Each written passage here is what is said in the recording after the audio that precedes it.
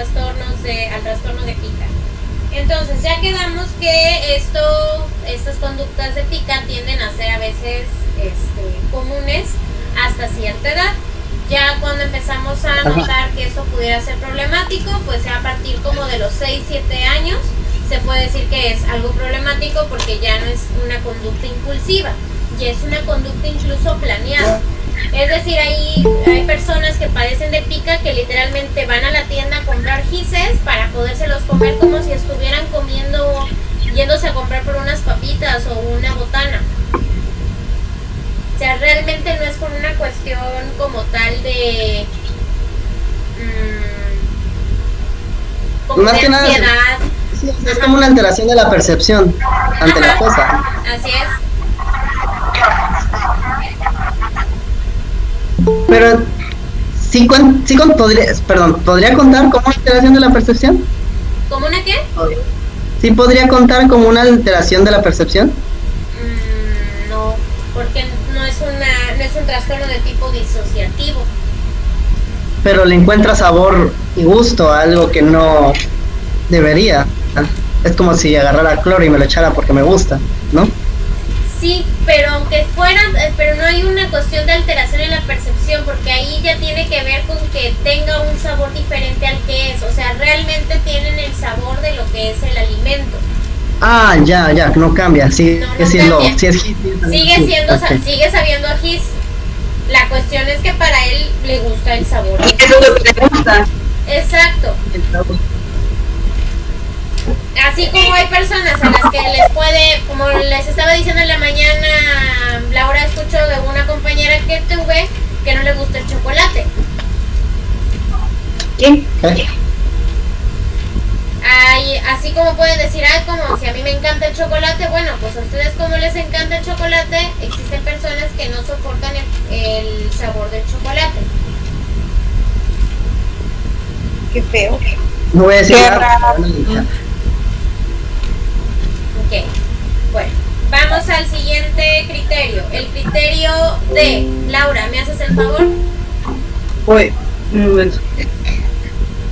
Si el comportamiento alimentario se produce en el contexto de otro trastorno mental, por ejemplo, discapacidad intelectual, trastorno del desarrollo intelectual, trastorno del espectro del autismo, esquizofrenia o afección médica, incluido el embarazo, es suficientemente grave para justificar la atención clínica adicional. Ok. Aquí ya te está diciendo por qué causas probables pueden llegar a presentar estas conductas de pica. ¿Qué pasó? ¿En qué trastorno están? Es que apenas me pude unir a la llamada. Seguimos en pica. Página 200, ¿qué dijo? No, estoy en chiquito 189. 189. 189. ¿Qué hace? De nada. A ver, aquí Laura lo que nos leyó era las posibles causas que pueden ser responsables por las cuales se produzca el pica. Es otro trastorno. Así es, como un trastorno de discapacidad intelectual, el espectro autismo, algunas cuestiones de la esquizofrenia, o como aquí lo estaba mencionando, me parece Heidi, de las personas que están embarazadas, de las mujeres embarazadas, que puedes provocarles estos antojos raros por ciertos alimentos. Si es así, entonces no estamos hablando en sí de un pica como tal puro, sino de un síntoma derivado de otra afección. Es poco común en ciertas mujeres embarazadas que se les antoje ciertos productos que no son comida, pero puede llegar a suceder, pero es por una cuestión hormonal. Y por ejemplo, en el niño que tiene el trastorno espectro autista, ¿cómo es que se produce? Ajá. Bueno, las personas con espectro autista, o generalmente sí en niños con espectro autismo, ahí sí tienen ciertas conductas repetitivas o de tipo obsesivas. Y puede ser que su obsesión precisamente sea el mascar algún tipo de objeto que no sea comida, pero le gusta a lo mejor la textura, le gusta a lo mejor la forma, y eso se lo hace atractivo y se lo come o se lo mete a la boca. No, precisamente porque siento la necesidad de eso, ¿no? Así es, en ellos es más que nada una conducta de tipo obsesiva. Aquí ya estamos ¿Y en hablando discapacidad intelectual?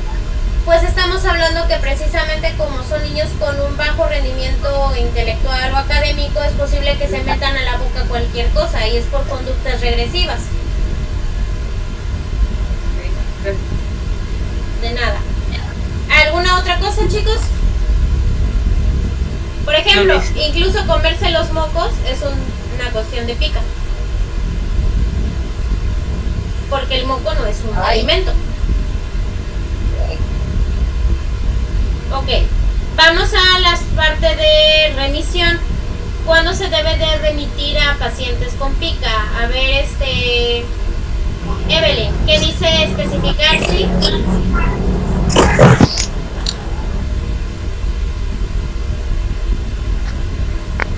Especificar si en remisión, después de haberse cumplido todos los criterios para la pica con anterioridad, los criterios no se han cumplido durante un periodo continuado. Ok. En remisión es cuando ya el paciente ha logrado de cierta manera superar esa conducta de pica y que aunque fue diagnosticado de manera anterior, si ya logró dejar esas conductas de pica, pues se le considera un paciente en remisión, o sea que ya está como si estuviera en recuperación. La cuestión es que en cualquier momento puede llegar a volver a presentar ese tipo de conducta, porque no es una cuestión como tal de ansiedad así como obsesiva, sino de que hagan de cuenta que está en una dieta la persona, así como alguien está de dieta de no comer pastelitos porque engordan. Bueno, pues ellos es como si les estuvieran pidiendo que dejen de comer pastelitos porque engordan. Aquí es deja de comer esto porque te puedes morir. Pero ya para ellos el morir es como si sí les pesa, sí es importante, pero es mucho el antojo por ese material. Más que nada es como una necesidad de su cuerpo, ¿no? ¿Sí? Sí. Sí, se vuelve como si fueran ya adictos al comerlo. Así como si les dijera que dejaran de comer chocolate o papitas en un mes. O algo que les gusta mucho. Sí, podría. Que dejen la coca. Bueno. Ah, ¿verdad? No, yo no decía eso, yo... No, la coca de X. A menos yo no como chucherías, así que estoy bien. Mi vida es aburrida. A lo mejor el cigarro sí me gustaría, no sé. Ok. Sí Ay, te he sí. visto comer tonterías, Luis. Ah, pero porque veo que otros la agarran, no porque yo la compre. Si te encantaba la marucha, no te hagas. Ok. Bueno, ¿quedó Me claro la pregunto por qué lo de... dices. ¿Quedó claro la de pica? Sí, mis. Ok, entonces ahora sí Sí. nos pasamos a la Sí, rumiación. maestra. Vamos al trastorno de rumiación que le llamó la atención a Iván. Iván, ¿andas por ahí? Sí. Iván, léeme por favor el criterio A del trastorno de rumiación. Regurgitación repetida de alimentos durante un periodo mínimo de un mes. Los alimentos regurgitados se pueden volver a masticar o tragar o se escupen. El Ok. En este criterio es literalmente eso. La persona se lo come, ya que el bolo alimenticio lo masticó y lo pasó por su tráquea o por su esófago, lo regresa. Así como si estuviera vomitando. Es lo que hacen los perros. Es como Bueno, sí, a mí me tocó No. tener un perro que vomitaba y luego se lo volvía a comer. Pero aquí Mi estamos perro hablando es fuerte. Sí, la cuestión es que estamos hablando y me están comparando animales con personas. Y pues yo todavía entendería que un animal se pudiera comer su vómito. Lo que no lo entendería es de una persona se atreva a comerse su vómito. Ay, no he conocido a alguien así. Yo tampoco. nadie. Bueno, el trastorno de rumiación sí es precisamente la persona le gusta el sentir la comida de regreso y volvérsela a comer.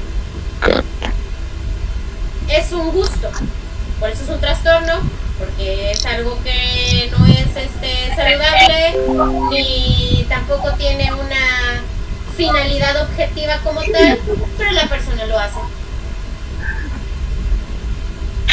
Ok, el inciso B, Andrea.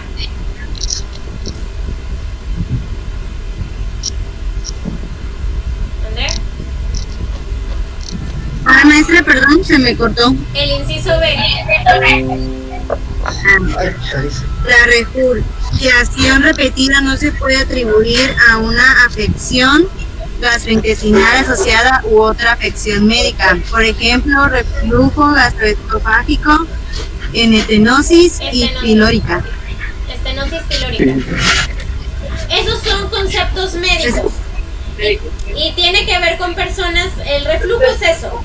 Cuando la persona tiene algún tipo de malestar intestinal o estomacal y hay mucha producción de ácidos que no está ya, nuestra capa del estómago no está logrando proteger, entonces hace un impulso de regresar la comida, pero no como un vómito, sino que regresan los ácidos hacia el esófago y arde. Por eso a las personas que sufren de reflujo les arde la garganta. Mande. Una pregunta, pero por ejemplo, el reflujo, al menos de lo que había aprendido, era más que nada por un factor externo que había hecho daño al estómago. Ejemplo, comer muchos chiles, ser bulímico. Sí, claro, pero también pueden ser factores internos, como que precisamente tú, en base a lo que hayas comido, ya está muy irritado el estómago, provoca que los mismos ácidos de tu estómago no logren actuar de manera efectiva, y como está tanta la producción de ácido, tu capa del estómago no lo soporta y en dados casos puede provocar úlceras o reflujo. Primeramente inicia como un reflujo y después puede provocar la úlcera. Uf. Y sí, en las personas bulímicas se puede volver ya un reflejo involuntario. Ya, y también puede succionar que tengas el esófago de Barrett a largo plazo. ¿Cuál es ese? El esófago de Barrett es cuando una persona, como vomita tantas veces, su esófago queda de manera diferente y muy lisa. Entonces ya no logra pasar bien la comida. Las personas que sufren de esófago de Barrett pueden llegarse a ahogar porque la comida se les puede llegar a atorar. ¿What? Sí. Todos nuestros órganos tienen una última capa, es un tejido epitelial, todos. Ese tejido epitelial sirve para protección y también para su funcionamiento. Si dañamos el tejido epitelial de cualquiera de los órganos, va a afectar de manera considerable su funcionamiento. Como les decía del estómago, el estómago tiene una capa muy gruesa que precisamente le permite tener altos niveles de jugos gástricos, que no es otra cosa más que ácidos, sin que se desintegre el estómago. Cuando esa capita se rompe es cuando empiezan a producirse las úlceras, porque ya esa cantidad la protección que los cubre de los ácidos naturales de nuestro organismo los empieza a quemar. Literalmente está desintegrando el estómago. Por eso es un dolor insoportable y tienen que ir las personas con úlcera de manera urgente al hospital. Hasta les sale sangre del estómago, vomitan sangre. Y aparte ese ácido puede dañar los órganos. Los demás órganos, si eso se sigue, claro. Ok. Entonces, si la persona sufre de algún tipo de afección médica, que es la que le produce el regreso de la comida, entonces no es trastorno de rumiación. Es porque la persona tiene un trastorno gastrointestinal. Inciso C. Heidi. El trastorno alimentario no se produce exclusivamente en el curso de la anorexia nerviosa, la bulimia nerviosa, el trastorno de atracones o el trastorno de evitación, restricción de la ingestión de alimentos. Ok, hay ciertas conductas en la anorexia que hacen que, como tienen el miedo de engordar, hacen como que comen y luego lo escupen. Si es porque la niña o la persona tiene anorexia, es porque tiene anorexia, no porque tenga trastorno de rumiación. Ahora, si la persona no tiene trastorno de rumiación y le gusta el estar masticando y luego hasta lo regresas en un vaso con agua o lo regresas en una servilleta, eso sí ya es trastorno de rumiación. Aunque no se lo coma después, ya el hecho de masticar algo, pasártelo y luego escupirlo, pues como que ya no es algo saludable. Estas clases me están dando mucho asco, maestra. Fíjate que vi una serie en Netflix de unas porristas. Ah, rétame, sí. Y justo, de hecho, esa escena me sacó como mucho de onda, pero dije, bueno, a lo mejor pues son porristas, solamente quieren sentir o saciar ese, como esa necesidad, de ese antojo, y bueno, lo escupen para no tener las calorías que están. Exacto. Comían una galleta, la saboreaban y la echaban en una servilleta. Había pedazos que sí comían, pero había otros que, o sea, no se la comían completa. Entonces, justo me quedé, pues, pero ya no me puse a investigar ni nada. Dije, bueno, pues es que son porristas, se quieren cuidar y... Ahí como estás diciendo es el hecho de que son atletas y precisamente cuidan mucho su figura y su peso. Lo están haciendo por el miedo a engordar, no por el hecho de que les agrade la sensación como tal de escupir la comida, porque en otros alimentos no lo hacen. Pero se les llega a ser un hábito, ¿no? Sí, claro, llega a ser un hábito, pero no es un hábito que hagan enfrente de los papás o enfrente de a lo mejor el coach o los maestros. Maestra, pero la diferencia a la bulimia es porque en la bulimia lo haces por querer adelgazar y acá en este trastorno no. Así es, en ese trastorno no lo haces por querer adelgazar. O sea, lo haces por hacer. Sí, lo haces por el gusto de regresar la comida. Ay, un placer que tienen, ¿no?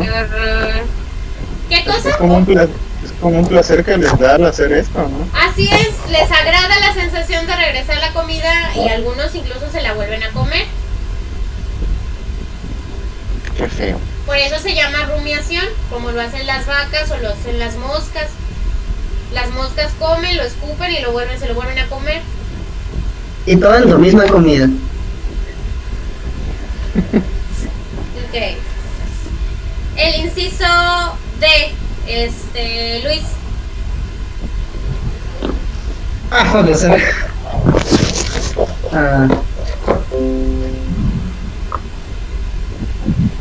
Aquí está.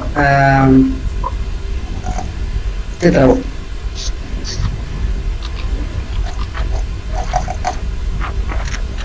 Se me dijo, ¿verdad?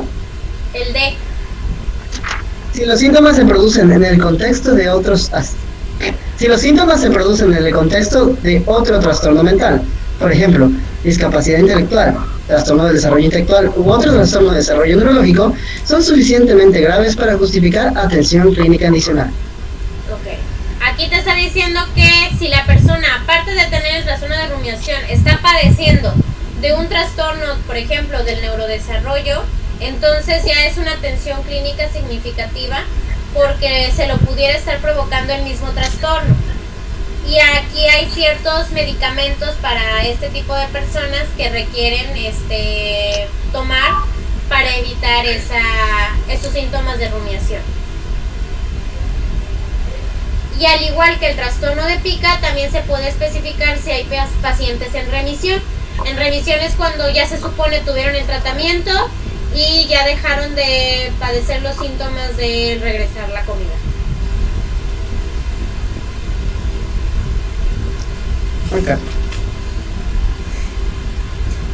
Ok, ¿hay dudas al respecto hasta aquí del pica y de la rumiación? No, bueno, no. No. Muy bien, vamos a ver el último por el momento de hoy. El de trastorno de la evitación, restricción de la ingestión de alimentos. Es el siguiente.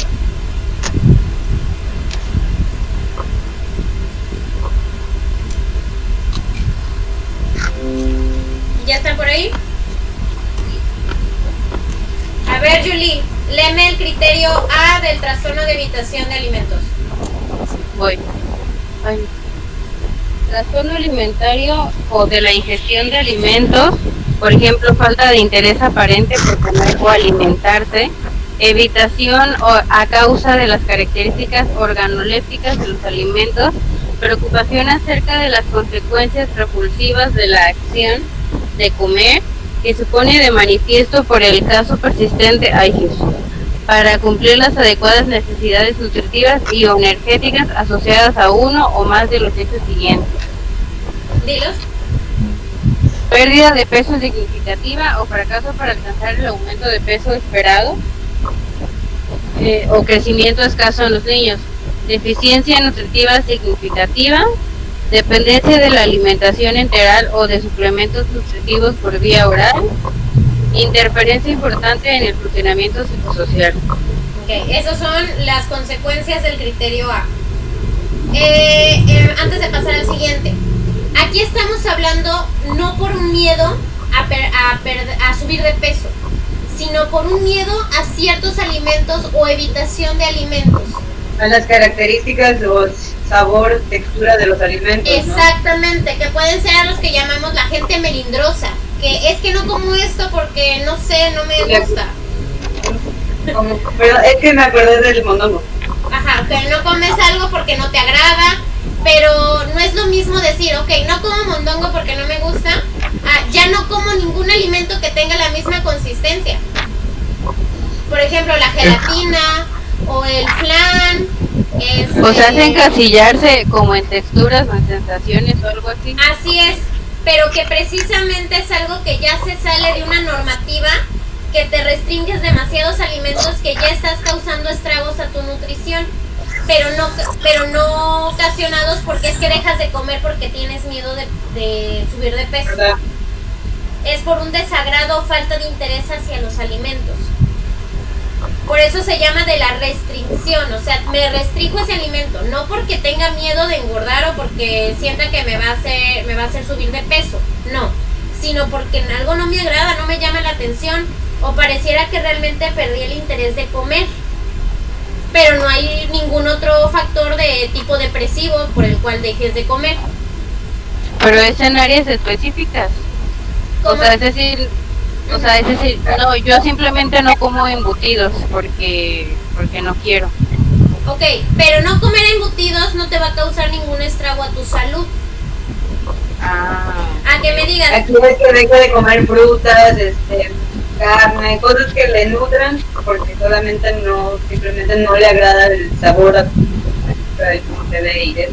Así es, por eso te dice, por ejemplo, falta de interés aparente por comer o alimentarse, o sea, realmente le ves apatía a comer.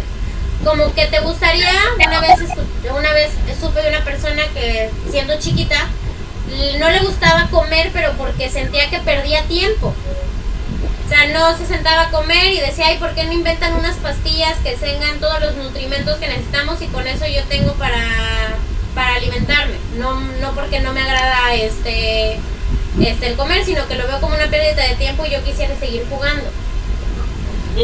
Maestra, a estas personas no les da hambre.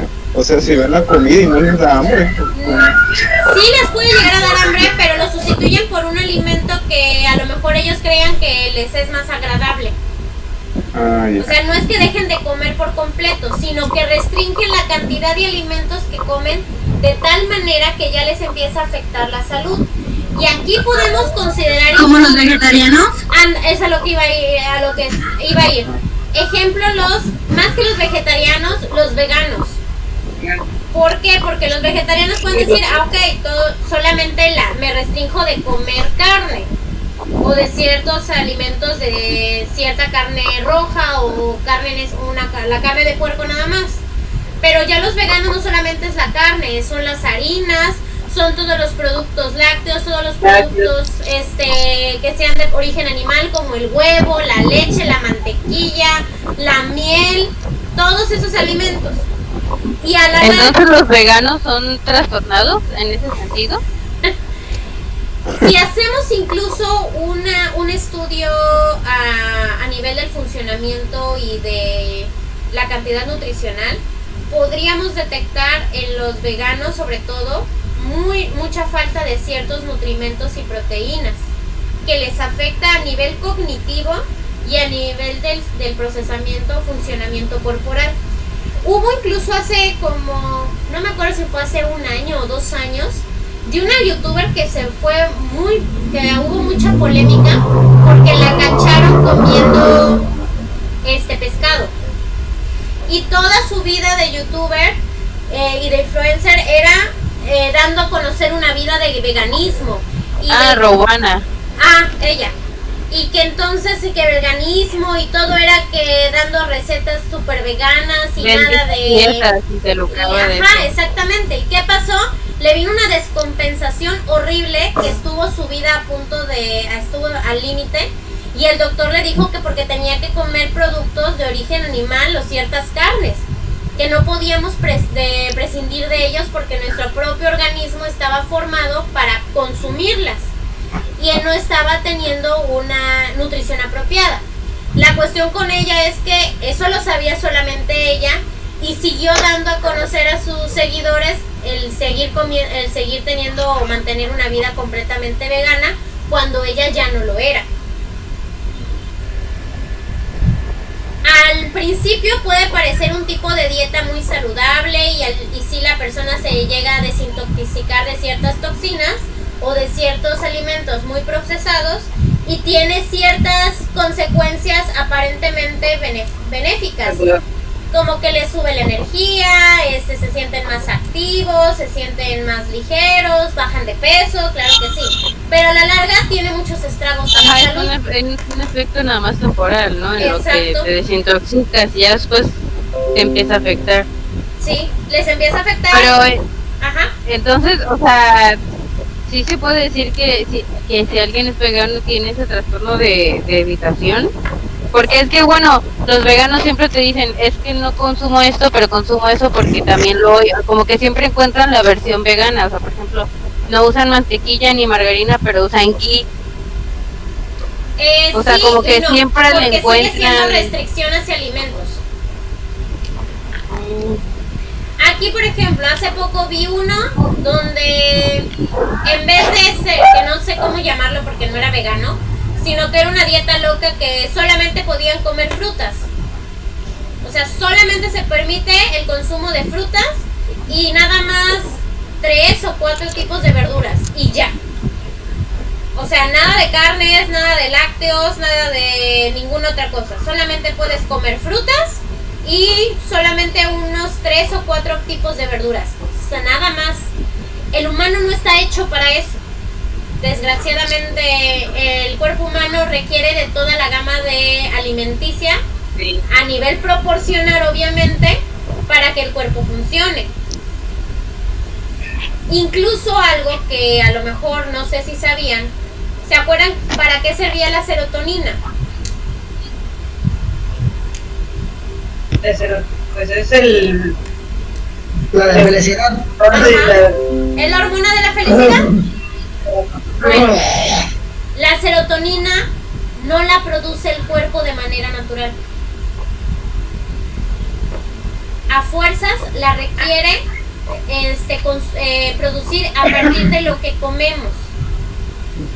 El cuerpo no lo produce de manera natural, es a través de lo que comes. Y adivinen en qué alimentos están los nutrientes necesarios para producir serotonina. Carne. Así es. A partir de la proteína de la carne. ¿En serio? Sí. Algo me sirve, soy enfermero. A partir de la proteína de la carne, por ejemplo, hace poco yo estaba teniendo una conversación con una amiga que se volvió vegetariana, no vegana, pero vegetariana. Y sí come pescado. Tiene ahí su vegetariana a su medida. O sea, nada más dejó de comer pollo y cerdo y res, pero el pescado y marisco sí come. Pero los come muy irregularmente, no es diario. Pero por ejemplo, también come el huevo, pero solamente se come la clara. Así sea, de la manera que sea, la clara la bota, no le gusta. Ni cocida ni nada. Ok.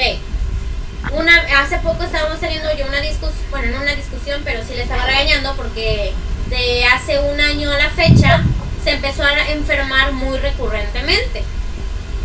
Y tenemos un amigo que incluso es médico y le dijo, oye, muchas cosas de lo que tú me has dicho han sido a partir de que empezaste lo de ser vegetariana y te restringiste muchos alimentos, entre ellos la carne.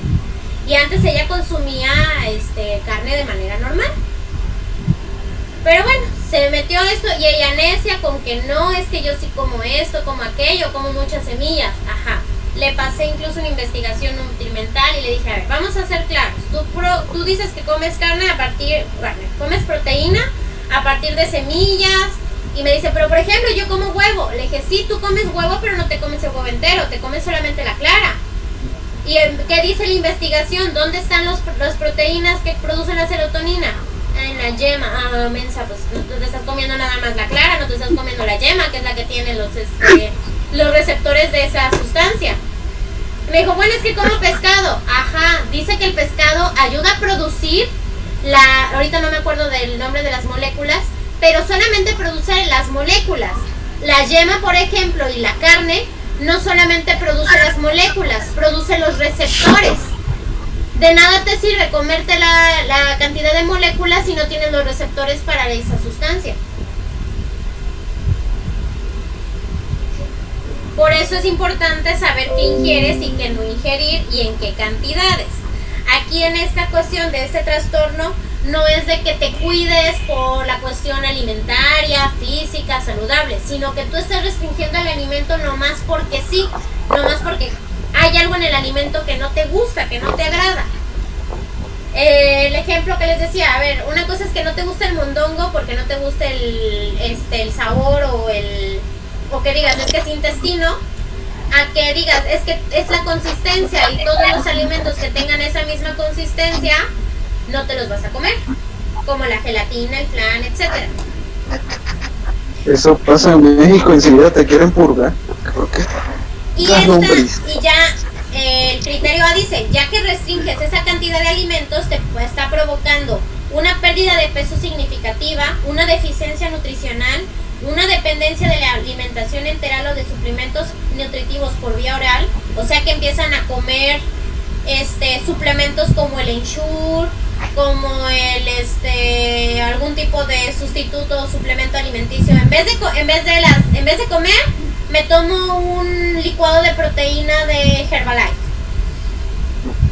O una inferencia importante en el funcionamiento psicosocial, como yo les decía, en la cuestión de la serotonina, pues incluso la persona empieza a tener un estado de ánimo mucho menos activo, se puede llegar a sentir más cansada de lo habitual, o tiene a lo mejor ciertos momentos de irritabilidad no justificada.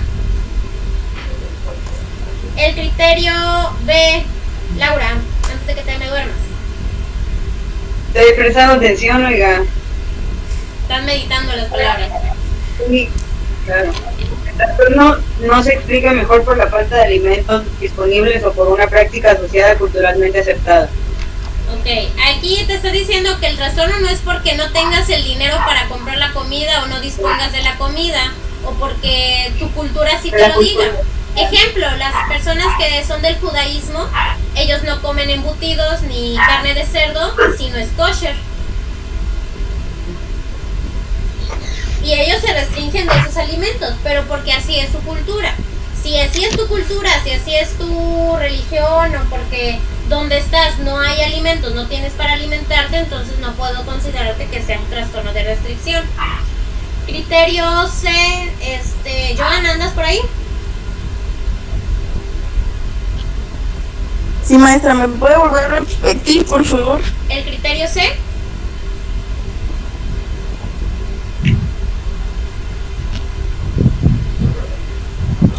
Voy, maestra, ya estamos en el siguiente, ¿verdad? ¿Cómo que en el siguiente? En el mismo, la misma hoja. Pero en el de evitación. Sí, estamos en el de evitación. Ok. El trastorno de la conducta alimentaria no se produce exclusivamente en el curso de la anorexia nerviosa o la bulimia nerviosa. Y no hay pruebas de un trastorno en la forma en que uno mismo experimenta el propio peso o constitución. Ahí vamos a lo mismo que al principio. El criterio C te está diciendo que no es porque la persona tenga anorexia, bulimia o porque tenga una falta de percepción hacia su cuerpo, de verse gorda o de verse demasiado flaco. No, es simplemente porque no le agradan o no quiere comer, pero no porque tenga el miedo de la pérdida de peso. Y el último criterio, Abel. El criterio de... Dice el trastorno de la conducta alimentaria no se puede atribuir a una afección médica concurrente o no se explica mejor por otro trastorno mental. Cuando el trastorno de la conducta alimentaria se produce en el contexto de otra afección o trastorno, la gravedad del trastorno de la conducta alimentaria excede a la que suele asociarse a la afección o trastorno y justicia la atención clínica adicional. Justifica. O sea, cuando ya estamos viendo que es por a lo mejor alguna situación médica de que pierde el apetito, ejemplo. Cuando alguien se ha enfermado a lo mejor del estómago y empieza a sentir asco por ciertos alimentos, o de plano le causó un alimento a lo mejor una enfermedad muy grave del estómago o le provocó mucho vómito, diarrea, pues le empieza a tener aversión a lo mejor a esa comida y ya no la quiere comer. Cuando es por eso, entonces no puedo decir que sea por restricción como tal, sino porque ya tiene un trauma hacia esa comida que le causó malestar o una enfermedad estomacal previamente. Ok, chicos, hasta ahí nos quedamos por hoy. La siguiente semana tenemos lo del examen y seguimos viendo los trastornos de la conducta alimentaria, ¿ok? Ok, maestra. Sale pues, que descansen. ¿Va a mandar temario, dijo, verdad? Mande. ¿Va a mandar temario o no? O sea, bueno, no temario, pero... No, pero ya les dije ayer los temas, se los repito entonces. Son el trastorno de apego reactivo. Sí, cierto, sí, que sí, Ok. Bueno, pues si ya no hay más preguntas o dudas o comentarios, entonces ya los dejo para que por sus 20 minutos de la clase de hoy y nos vemos la siguiente semana, ¿de acuerdo? Hasta luego. Hasta luego, igualmente.